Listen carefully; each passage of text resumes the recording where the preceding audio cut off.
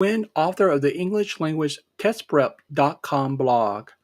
Thank you for being with me today in our preview of a recent podcast episode, a podcast called English Language Test Prep Radio, which is dedicated to helping you to improve both your English and exam skills, whether you're taking the TOEFL, TOEIC, or IELTS test, so that you are able to achieve the highest score possible.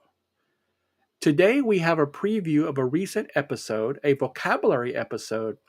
The podcast is bi weekly, and every 2 weeks, and which is going to be this week, and two new episodes are produced.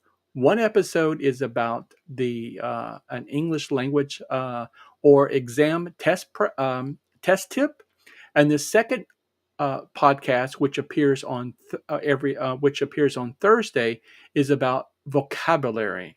And so this is a recent podcast episode, episode 18, which talked about the vocabulary word patently and 3 money phrasal verbs.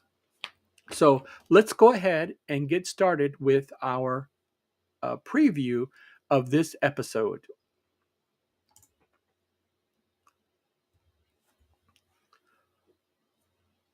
If you are studying for the IELTS test or the IELTS or TOEFL or TOEIC exam, then you probably need to improve your vocabulary.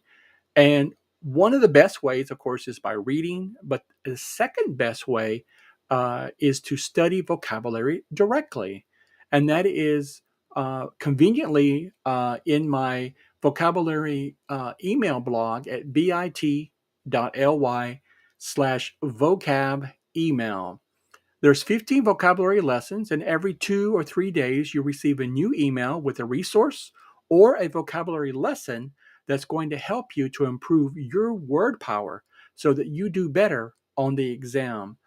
If you're studying for one of these 3 tests, the IELTS, TOEFL, or the TOEIC exam, one of the best things that you can do right now is to improve your vocabulary. So that is bit.ly/vocab email.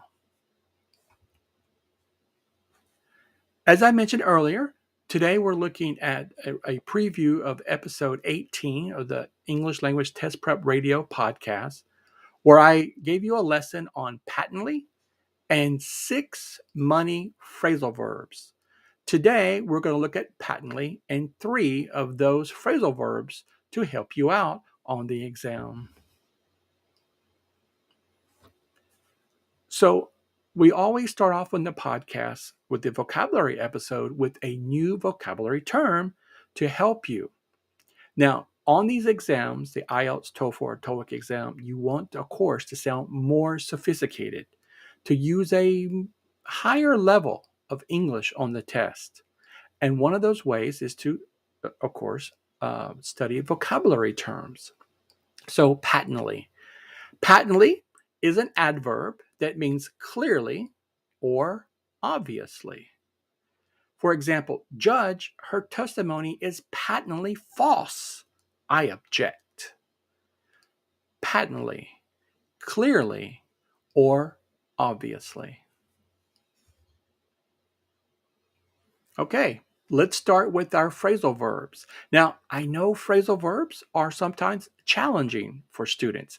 My own students, I go over phrasal verbs, collocations, idioms with them to make sure they're on their toes, they're paying attention, and also they're sharpening their vocabulary for that high score that they're looking for on the test.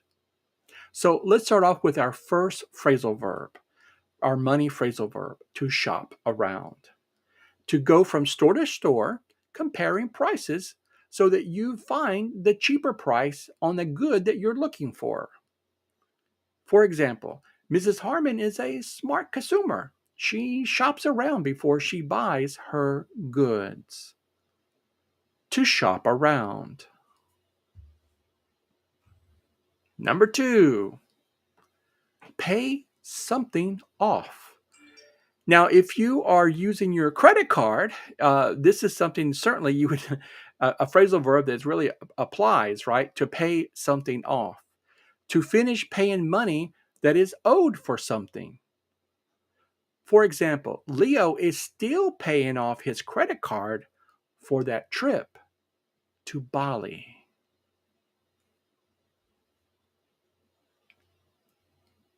And our final money phrasal verb we're looking at, rip off. That's not a good one. To cheat someone by charging them too much money. Rip off.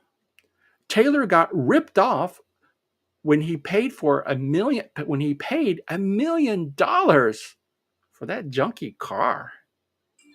To rip off. So to rip off, of course, also has other definitions as well, and that's what makes the phrasal verbs so tricky. But in this narrow sense of money phrasal verbs, to rip off means charging someone more money than something is actually worth. So now you have 3 phrasal verbs, money phrasal verbs that can help you on the IELTS, TOEFL, or TOEIC exam. So continue to build your vocabulary during your test preparation. I'm not only a blog author or a podcast producer, an English instructor, a certified English instructor, and prepare for the IELTS and TOEFL and TOEIC exam. I'm also an author. I really care deeply about helping my students learn English, and not only my own students, but all candidates and students around the world as well.